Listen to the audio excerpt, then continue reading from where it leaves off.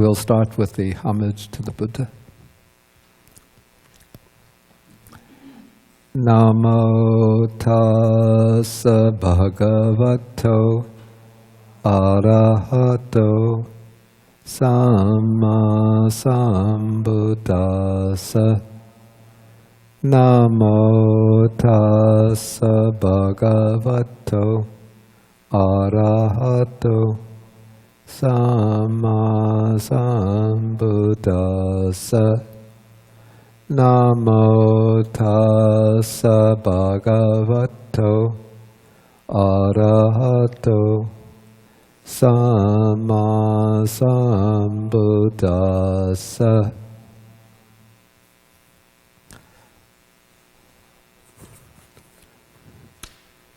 Okay, good morning everybody.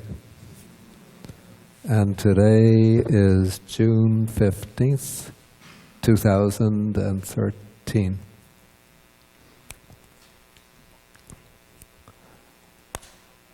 Okay, so the last class we had was on the Dhananjaya Sutta, or Dhananjani Sutta. This is the Sutta number 97 in the Majjhima Nikaya.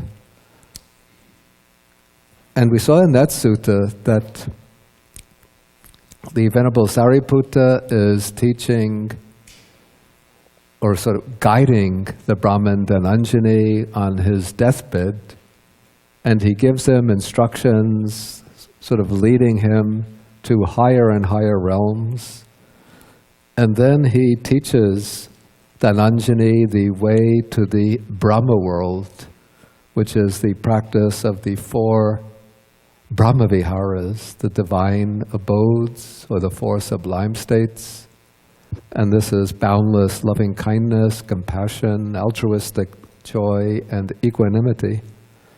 And then Dhananjani passes away and he is reborn in the Brahma world. But then the Buddha sort of subtly rebukes Sariputta for guiding Dhananjani only up to the Brahma world. He says to the Sangha that Sariputta has established the Brahmin Dhananjani in the inferior or lower Brahma world. Then he got up from his seat and left while there was still more to be done.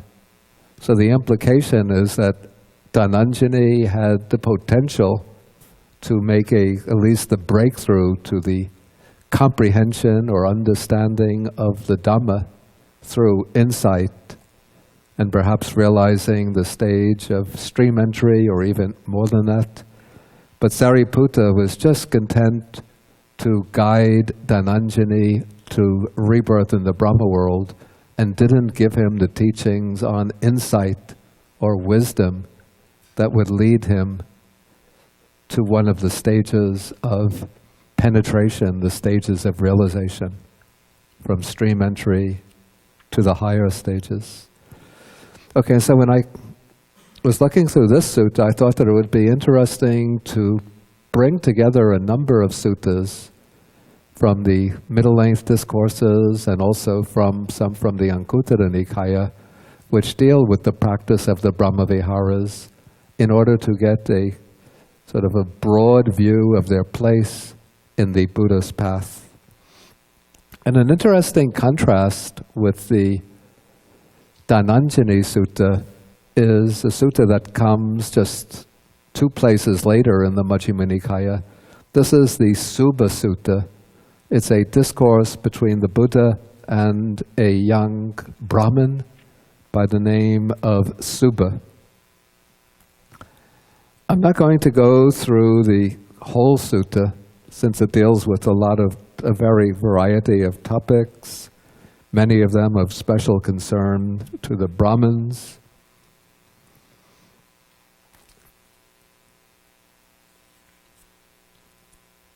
But when we come to passage or section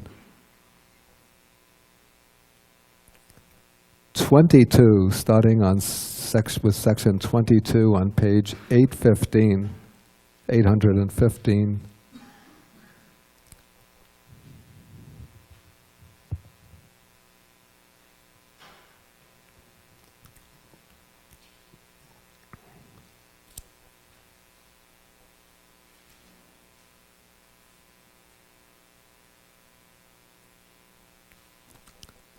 Okay, at the very bottom of this of page 815, at a certain point in the conversation, the Brahmin student Subha says to the Blessed One, he says, I have heard that the recluse Gautama knows the path to the company of Brahma.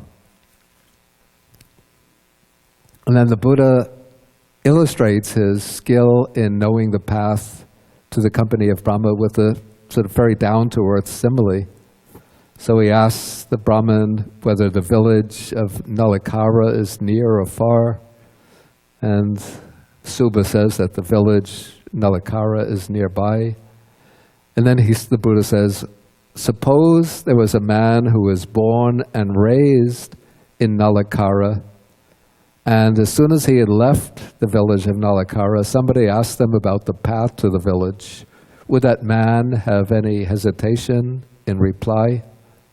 And so Subha says, no. And why is that? Because that man has been born and raised in Nalakara and is well acquainted with all the paths to the village. Okay, so I'm born and raised in Brooklyn. Well, I don't know all of the streets in Brooklyn, but I know the streets in Borough Park. So if somebody asks me the way to PS 160, my elementary school, I could tell them any street to go to PS 160. Okay, so then the Buddha says that still a man born, so this man who's born and raised in Nalakara and is well acquainted with the village, won't have any hesitation, but you ask him how to get to the village, he could tell you very easily. And so then the Buddha says, in the same way that if somebody were to ask the Tathagata, the Buddha, about the Brahma world or the way leading to the Brahma world, the Buddha would not have any hesitation in answering, because he says, I understand Brahma, I understand the Brahma world, I understand the way leading to the Brahma world, and I understand how one should practice to gain rebirth in the Brahma world. So the Buddha would know all of this through his full enlightenment, and also, no doubt, because if we know the Jataka literature, even some of the Sutta literature, we know that in many of his past lives, the Buddha had practiced the way to the Brahma world and had been reborn in the Brahma world many times as Mahabrahma, one of the highest ranking deity in the Brahma world. Okay, so then Subha asks the Buddha, please teach me the path to the company of Brahma. Okay, so then the Buddha says, I'll teach you, you listen and pay close attention to what I shall say. Okay, then the Buddha enters upon his teaching. So I'm now in paragraph 24. The Buddha says, what is the path to the company of Brahma? So here a monk abides, pervading one quarter with a mind imbued with loving kindness, so the second, the third, the fourth, above, below, and everywhere, all is to himself. He abides, pervading the whole world with a mind of loving kindness, abundant, exalted, immeasurable, without hostility and without ill will. So that is the instruction for the development of loving kindness that we find in the suttas. And now I have to add just some word about this. In the Buddhist tradition, when we teach the meditation on loving kindness, we begin in a very graduated, step-by-step, we use a graduated step-by-step procedure. Like if you look in the suttas, how the Buddha teaches loving kindness, it's always in this way. And so there are some people who say we should hold exactly to what the Buddha taught. And so the way to practice loving kindness is you just sit down and start extending loving kindness to all the different directions. But to my way of thinking, this is a little bit like if one looks in the suttas, how does one practice the jhanas? The Buddha says the monk sits down, he dispels the 5 hindrances, and then boom, he enters the first jhana, second jhana, third jhana, fourth jhana, just like that. But you know, if you want to practice to the attainment of jhana, you have to take a meditation subject that leads to jhana, and you have to know how to work with that meditation subject from from the A, B, C's up to the X, Y, Z's. And so in the instructions for the practice of loving kindness, the ancient teachers have developed a method, kind of step-by-step method, a very graduated method, which is a little bit like teaching the ABCs of how to read. Or like if somebody wants to study nuclear physics, you don't begin by teaching them nuclear physics, but they have to begin with, what do they call us, basic mechanical physics? You know, forces.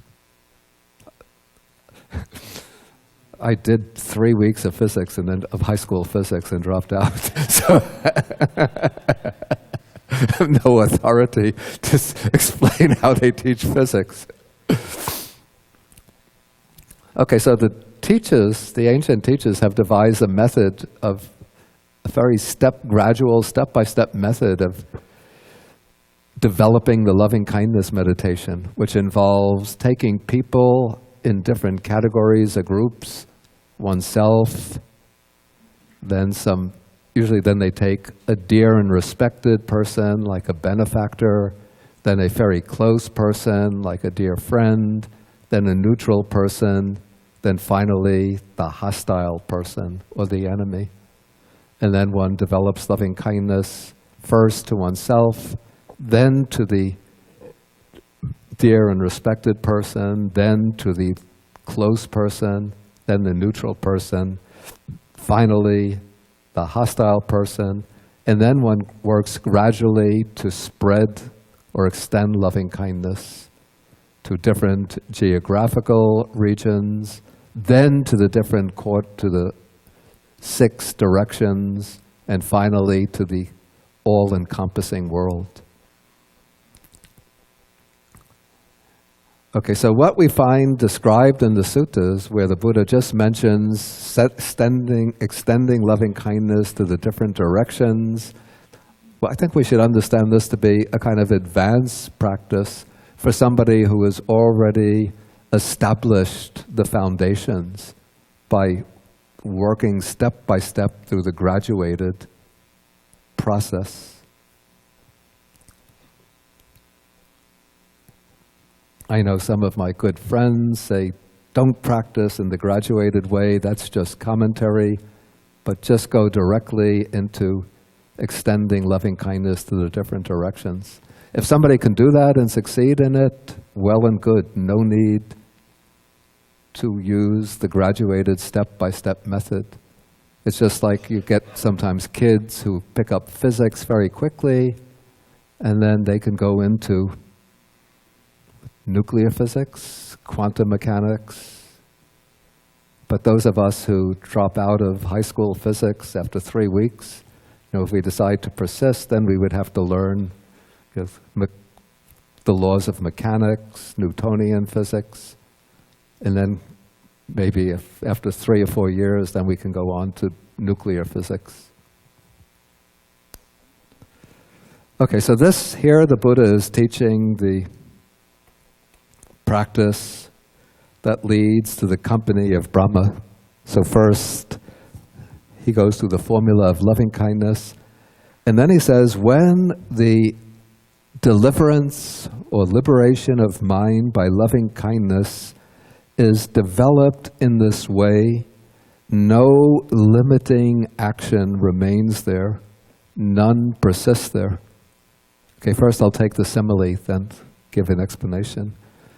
So just as a vigorous trumpeter who's playing the trumpet could make himself heard without difficulty in the four directions, so when the deliverance of mind by loving kindness is developed in this way, no limiting action remains there, none persists there. Okay, now what is meant here by a limiting action, or the Pali expression is, I think it's pamanakatta kamang.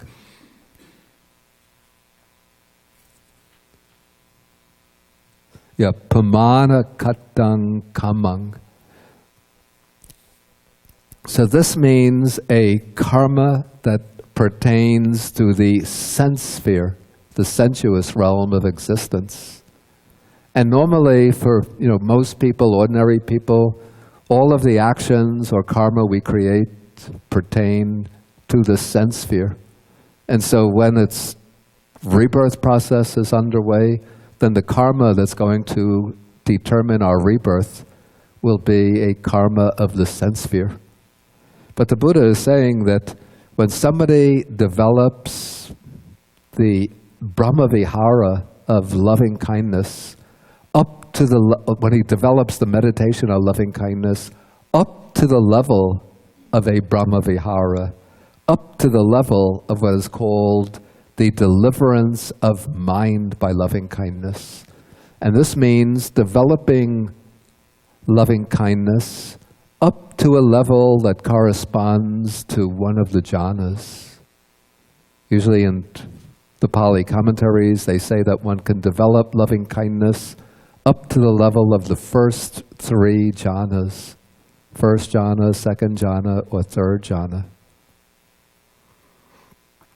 And so if one develops loving kindness up to the level of jhana, and one maintains that Brahmavihara up to the time of one's death, so that one could enter it whenever one wants to, up to the time of one's death, so that it's very strong, then when the death process is taking place, the karma, the wholesome karma generated through the liberation of mind by loving kindness will take precedence over all of the other karmas. So it will push away the karmas that relate to the sense sphere, and it will take on the governing role in the rebirth process, and so it will propel the mind to rebirth in one of the higher realms, the Brahma world. It doesn't mean that the karmas that we've created in the sense sphere karmas, that they're completely destroyed and can no longer produce their results. They still will remain in the mental continuum. They'll still have the potential of those karmas still persist there. But those karmas will not govern the rebirth process. And I don't think they'll produce their results after rebirth in the Brahma world. But after one passes away from the Brahma world, then one can take rebirth elsewhere, even back into the human world or in the lower worlds, and then those karmas will have their opportunity to ripen. So one doesn't escape them altogether, but when one develops the liberation of mind by loving kindness and maintains it through the course of one's life, then that becomes the determinant of rebirth into the Brahma world in the next existence. Okay, so this is first explained on the basis of metta or loving kindness, and then the Buddha continues by using the same formulation in regard to the next three divine abodes. The monk pervades one quarter with a mind of compassion, a mind of mudita, or altruistic joy, and then with a mind of upekkha, equanimity. And so again, in each case, the Buddha says that when this deliverance of mind by compassion, altruistic joy, equanimity is developed in this way, then no limiting or finite karma of the sense sphere remains there. So this too is the path to the company of Brahma. Okay, then the Brahmin student, Subha, is delighted with the Buddha's exposition.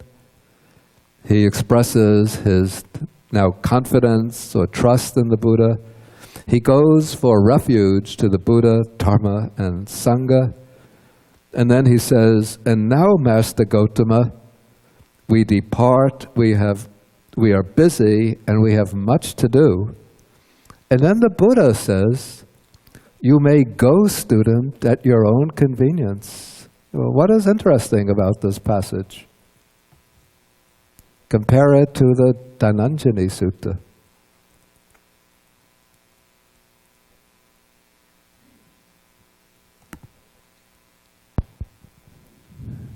He's letting him leave with more to be done. Excuse me? He's letting him leave with more to be done. Yeah, the Buddha doesn't say, wait a minute. Wait a minute, young man. I'm not finished my exposition yet. I still have a few more things to tell you. But he says, you may go, student, at your own convenience. So if Sariputta were present, what would Sariputta be saying to the Buddha? What? Depends when. Let's put the time considerations aside. Well, I would say that this is an interesting. I guess we cannot never surpass the Buddha's knowledge, I guess, and his understanding. I mean, no one can surpass that. So but let's just put that in sort of put that aside for the time being. So Sariputta would ask, why did you say let him go if there's more to be done? Then that would be my question if I were Sariputta. Yeah. So why did the Buddha rebuke Sariputta for leaving Dhananjani, teaching him only the path to the Brahma world, and then departing when there was more to be done? But now the Buddha teaches Subha the path to the Brahma world. And of course, then Subha says, I'm very busy, I have to go. And the Buddha says, okay, you can go. Of course, we can say that the Buddha knew that Subha's business was extremely urgent, but then you could say that there would be nothing more urgent than teaching him the way to liberation. Michael, take the microphone. Originally, we said that there was more to be done because there was literally more to be done in the sense that that person would be able to take the teachings. But in this case, if that's the case the first time, then one can assume in this case that he's not prepared to go further and that this is the appropriate place to stop. Okay, that's an excellent answer. That's exactly what I was thinking myself. Just to repeat for the microphone, for the tape recorder, he said that under these conditions, the Buddha would have known that he had taught as much as Subha was capable of understanding or grasping, and that it was not the occasion to try to present him with further teachings that would have led him to some realization. Johnny wanted to add something. Subha is not dying yet. There's still time for semester break. In a way, that's true. But also the texts, sometimes they say that death can come at any moment.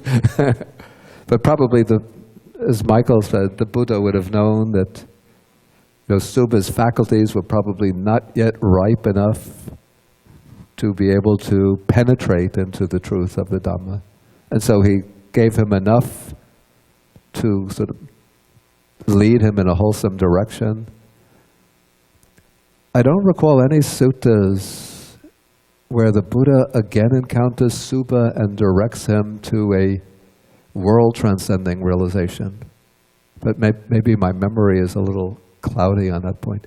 Also, I think there's a difference between leaving someone who's still listening to you, like in Shariputra's thing, and someone who says, I have to go.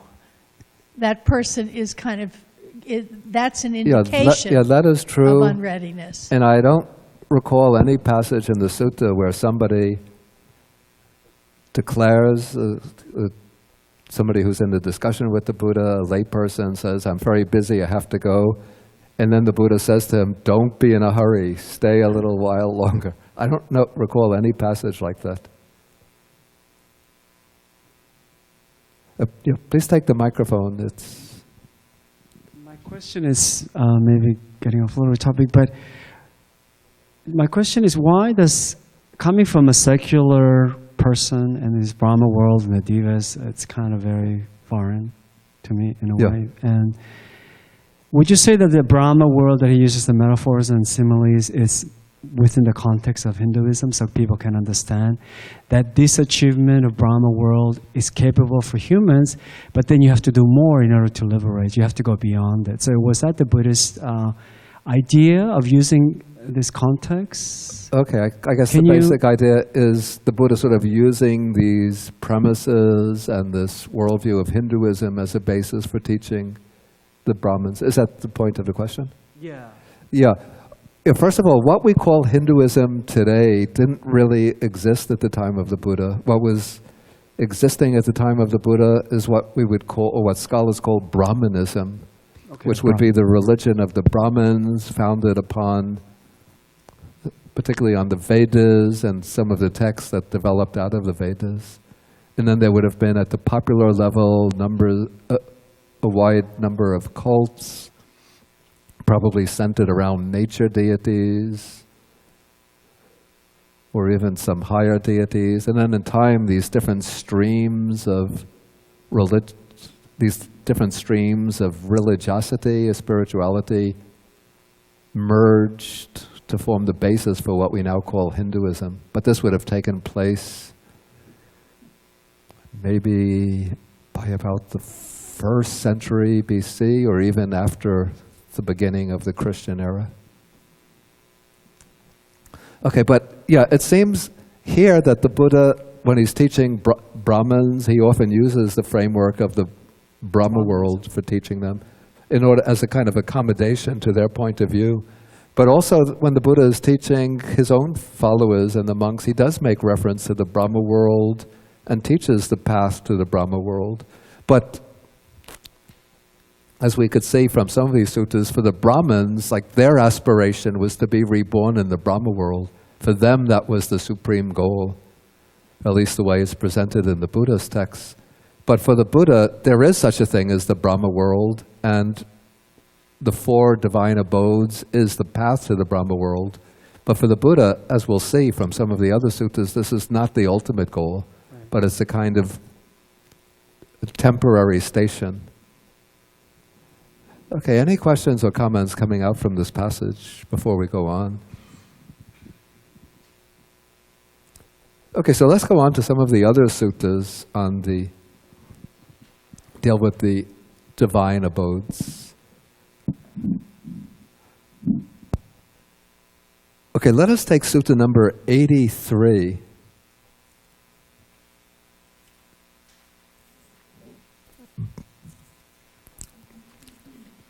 Again, I'm not going to take the whole sutta, but I'm going to pick up here.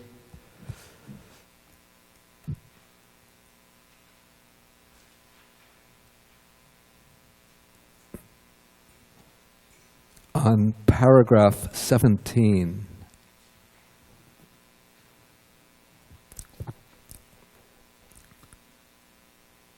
Okay, this is a sutta with a somewhat legendary character to it, where the Buddha is speaking about some of the kings who ruled at the place called Mithila.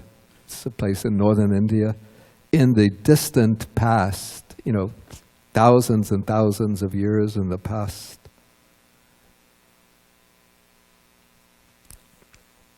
And he explains how each of these kings, at a certain point in their career, they renounced the household life when they were growing old, and they became ascetics, and they practiced the 4 Brahmaviharas, and they were reborn in the Brahma world. And then finally he comes to a king named Nimi, who after ruling for many hundreds of years, many thousands of years, you see in this period in the distant past that said that the lifespan of human beings was much, much longer than our lifespan, even thousands and thousands of years. So when he grew old, then he addressed his barber. He says, when you see any gray hairs on my head, let me know. Then at a certain point, the barber sees the gray hairs growing. And then at that point, the king decides to go forth and become an ascetic. We could go actually to paragraphs 4, 5, and 6. Here it's speaking about an earlier king named Makadeva. Okay, so the king, when he sees knows that the gray hairs are growing on his head, then he decides to go forth. He entrusts the kingdom to one of his sons, and then he goes off. He puts on the yellow robe of an ascetic, and then he dwells pervading the 4 directions with a mind of loving kindness, compassion, joy, and equanimity. And then when he passes away, then he's reborn in the Brahma world.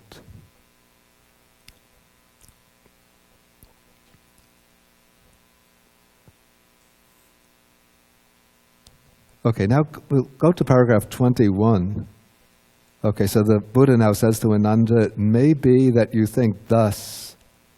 Certainly on that occasion, someone else was King Makadeva, who instituted that good practice, that is the practice of the 4 divine abodes. But it should not be regarded in this way. I was king, I myself was King Makadeva on that occasion, and I instituted that good practice, and later generations continued that good practice. Okay, but now the Buddha says, this is the important point, that kind of good practice does not lead to disenchantment, to dispassion, to cessation, to the higher peace, to direct knowledge, to enlightenment, to nibbana, but only to reappearance or rebirth in the Brahma world. Okay, so the Buddha is now sort of here comparing or pointing out the shortcomings or defects of that good practice. And then he says, but there is this other kind of good practice which has now been started by me, which leads to complete disenchantment, dispassion, cessation, to the higher peace, to direct knowledge, to enlightenment, to nibbana. And what is that good practice? It is the Noble Eightfold Path, starting from right view to right concentration. That is the good practice that I've started now, which leads to complete disenchantment and so on, to nibbana. Okay, so here the Buddha is setting up a contrast between 2 types of good practice. Both are considered good, but one good practice, the Brahmaviharas, leads only to rebirth in the Brahma world. Sort of that's its limitation. So it's a good practice, a wholesome practice, but on its own, it's still works within the boundaries, we could say, or the limitations of samsara, the round of birth and death. And in contrast, the Buddha is setting up in contrast another good practice, which is the Noble Eightfold Path, which leads to higher realization, to direct knowledge of the liberating truths, to enlightenment and to nibbana. So we could say that the practice of the Brahmaviharas is one of the most excellent practices, but it's still a lokiya practice. It's a mundane practice, a practice within the boundaries or the limits of birth and death, the world of birth and death. But the Noble Eightfold Path is a practice that leads to the transcendence or overcoming of birth and death. Okay, but when we look at it, at the two in this way, it seems almost that there's an exclusive relationship between the two. That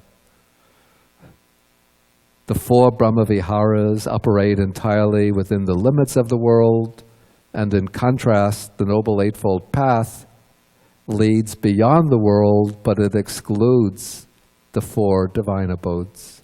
But that would be a misunderstanding. I think maybe in this place the Buddha is setting up such a contrast in order to maybe point out the superiority of the Noble Eightfold Path, or its special uniqueness and a special value. But in fact, what the Buddha does, as we can see from other suttas, is to integrate the Brahmaviharas into his system of training, so that the Brahmaviharas become let us say, an integral part of the training. And so we can see this in a few other suttas, in the Majjhima Nikaya, and then again we'll see in the Anguttara Nikaya. Okay, if we go to Sutta number 62,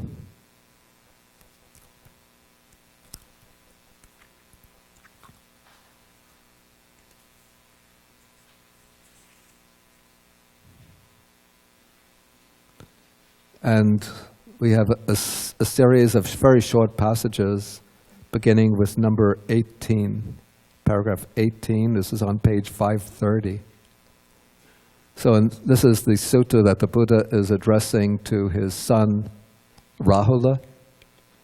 And here he's explaining different approaches to meditation to Rahula, different ways of training the mind in order to overcome different mental obstructions or mental defilements.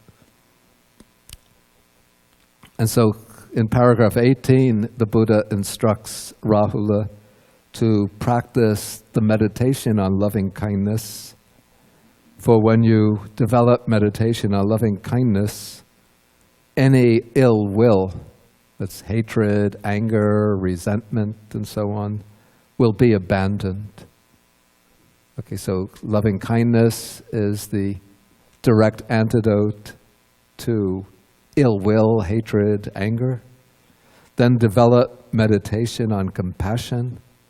For when you develop meditation on compassion, any cruelty, or maybe that's not exact enough, but it's the impulse of the mind to harm others, to inflict suffering on others.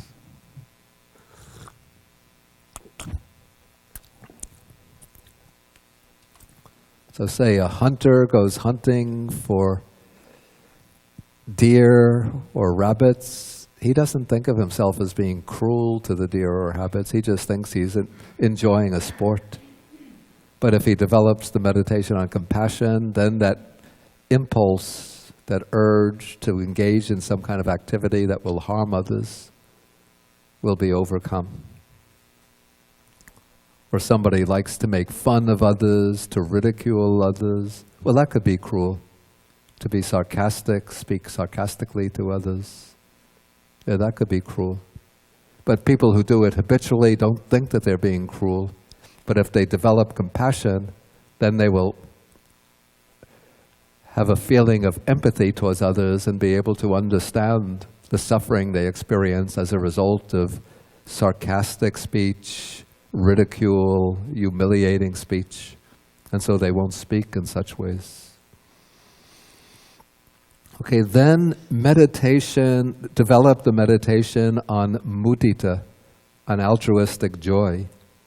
For when you develop meditation on altruistic joy, any discontent will be abandoned. The Pali word is arati, which means lack of delight.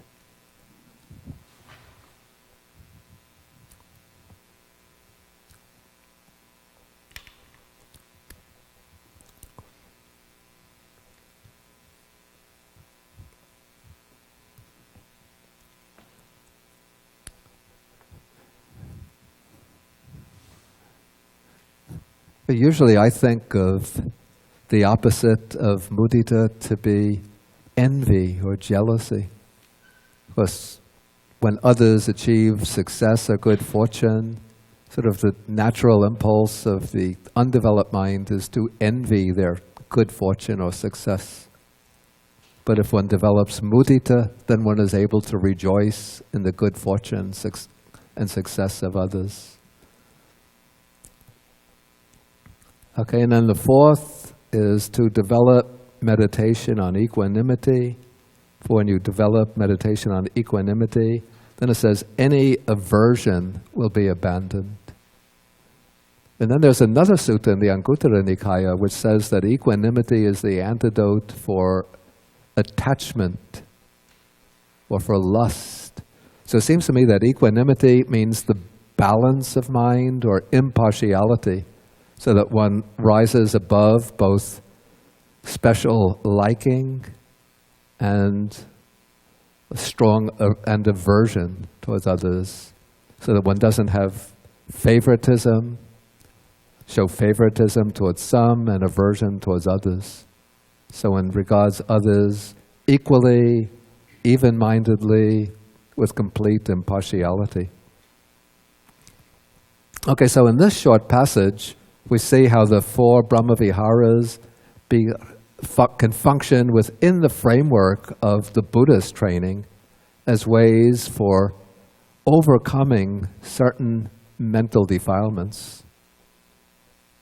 And what has to be said about how these four Brahmaviharas eliminate these defilements is that the elimination is not the permanent and ultimate eradication of the defilements, but this is part of the gradual process of overcoming defilements.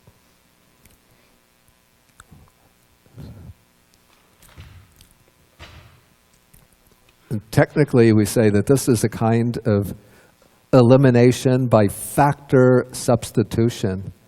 It's like using, if there's a rotten peg in a piece of furniture, then we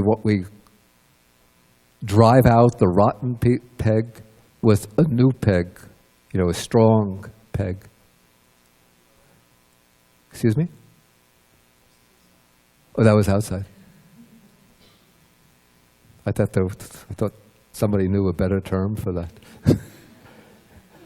Okay. But this method doesn't cut off these defilements at the root. To cut off the defilements, one needs wisdom, the insight into the ultimate truth. But in the process of mental development, we have to first temporarily remove these defilements from the mind. Then when the mind develops what's called a temporary Cheto vimutti, a temporary liberation of mind, or temporary purification of mind, then we can proceed further to develop insight, to arrive at penetrative wisdom, and through penetrative wisdom into the truth of things, then we cut off the defilements right at the root.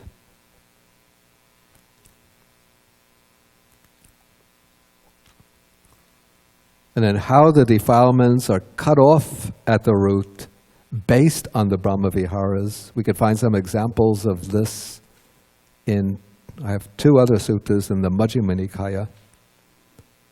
Take Sutta number 7.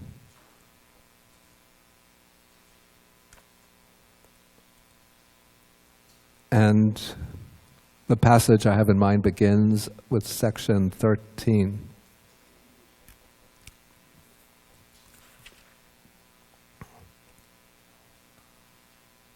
Okay, in the earlier part of the sutta, the Buddha speaks about the elimination of mental defilements. And from some of the terminology used in those passages, we get the clear impression that the monk, he's speaking in terms of a monk, that the monk who has undergone this process of mental purification has already reached one of the 3 lower levels of enlightenment or liberation, either a stream enterer, once returner, or non-returner, but not yet arahant. And we know this from the expression that the monk is said to be one who gains unwavering confidence in the Buddha, the Dharma, and the Sangha. And unwavering confidence is a characteristic of a disciple who has entered the path. So usually one of the 3 lower levels of realization. Okay, so then continuing, the text says that this disciple abides pervading 1 quarter with a mind of loving kindness, and so on, then with a mind of compassion, mind of altruistic joy, mind of equanimity. Okay, so now he's developed the 4 Brahmaviharas, or perhaps even just one of them would be enough. Okay, but then he goes on, paragraph 17, he understands thus, there is this, there is the inferior, there is the superior, and beyond there is an escape from this whole field of perception. The passage itself is somewhat obscure, but as explained by the commentary, this passage is a kind of oblique way of expressing the 4 Noble Truths. So what he's understanding, there is this means the set of the 5 aggregates, which is the truth of suffering. There is the inferior, what is low or bad, that is craving, which is the origin of suffering. There is the superior, that would be the cessation of suffering, nibbana, liberation. And beyond there is an escape, a way of escape from this whole field of perception. That could be seen as referring to the Noble Eightfold Path, which leads beyond. Please be quiet, we're having a class here.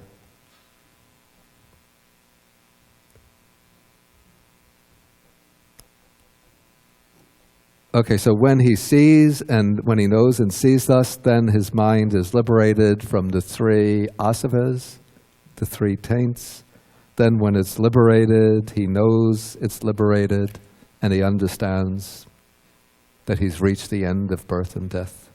Okay, so here, we don't have to go into the details, but here we see that loving kindness, that the 4 Brahmaviharas are used as a meditation subject for the purpose of gaining deep samadhi, for purifying the mind, and then on the basis of that concentrated and purified mind, one develops the insight that brings direct penetration of the 4 Noble Truths, then the eradication of the defilements, and then through eradicating the defilements, vimutti, complete vimutti, liberation.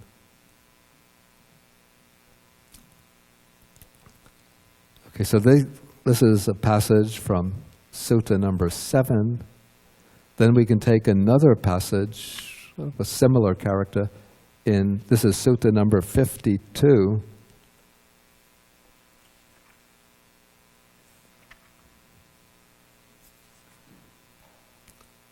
starting with section 8. And in this sutta, which apparently takes place after the Buddha's passing away, a householder named Dasima has come to Venerable Ananda and asked him how a monk who dwells diligently can achieve liberation and reach the destruction of the asavas, the defilements.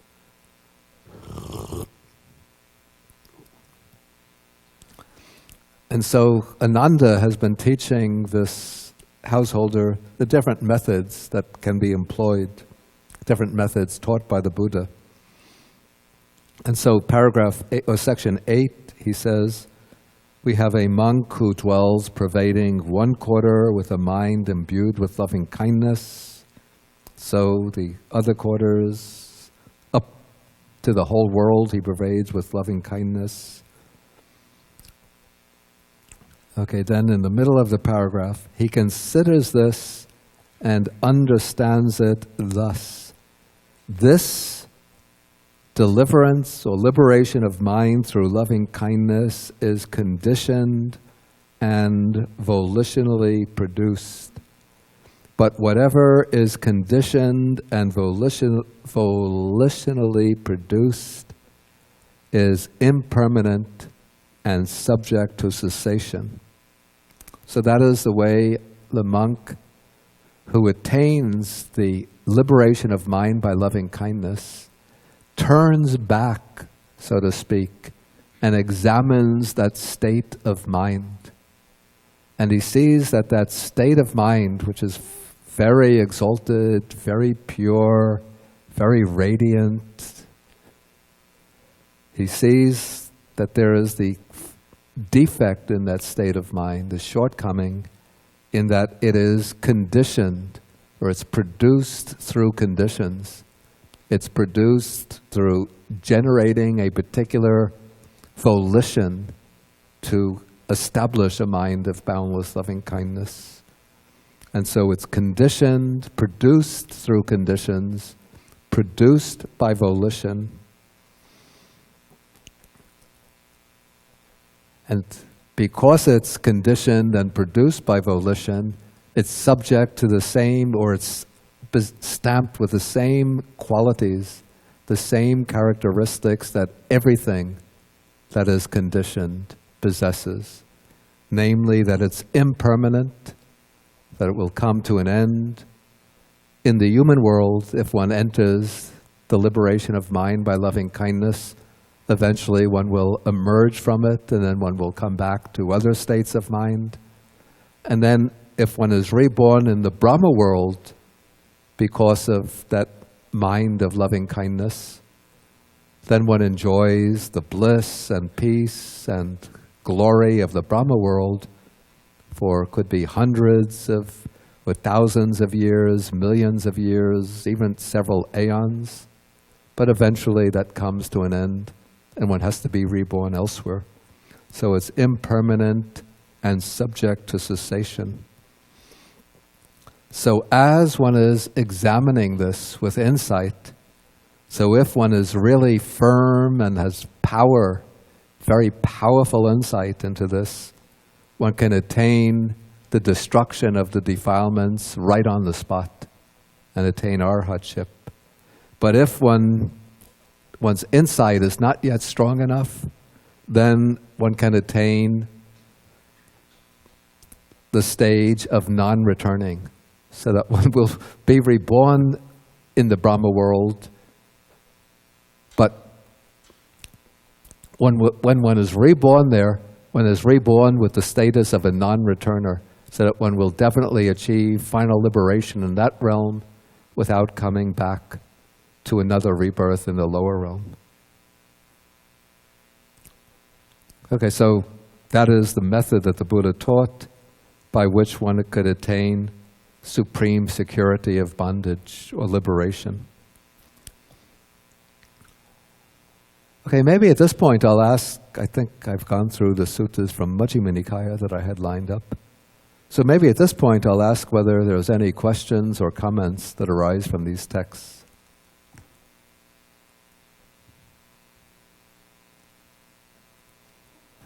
Michael, yeah. And take the microphone, please. Thank you. There seems to be an implication that one can't advance in the Brahma world. Is that true? In other words... Okay, that's a very good point. That's a very good point. You're saying that the implication is that one can't advance in the Brahma world. It appears. Actually, one can advance in the Brahma world, and one of the suttas from the Anguttara Nikaya that I have lined up will show that one could advance. But let's first take the other questions, and then we'll go on to that text in the Anguttara Nikaya. But just to answer very briefly, one can advance in the Brahma world. Yeah, I had a question about if is the loving kindness the only way to the Brahman world? Could you get to the Brahma world by doing just regular samadhi meditation, but maybe you don't make it to vipassana or to insight, but you advance, you do some...